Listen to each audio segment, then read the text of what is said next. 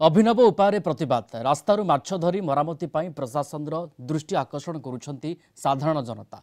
मयूरभंज जिला जशीपुर दे जाइथिबा 49 नंबर जातीय राजपथ पलटि मनोरंजनता। असराए वर्षा हेले जशीपुर बजार में सृष्टि होता है पोखरीर भ्रम। दीर्घ 2 किलोमीटर पर्यंत रास्ता खालखमारे भर्ती। रास्तार मरामती नहबारु खालखमारे भर्ती होइथिबा पानीरु लोके माछ मारुथिबा दृश्य एबे भाइराल हेबार लागिछि। एने प्रतिक्रिया रखिंट जशीपुर विधायक तथा जंगल परिवेश मंत्री Ganesh Ram Singh Khuntia.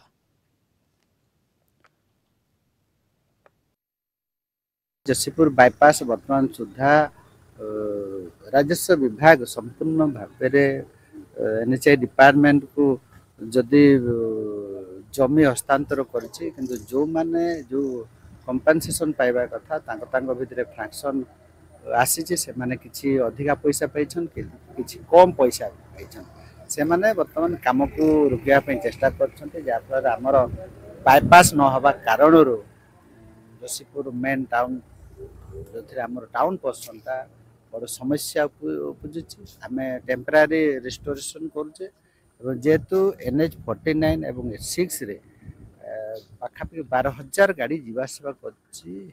Heavy iron load सब लोडेड गाड़ी सब जीवासवा करछि।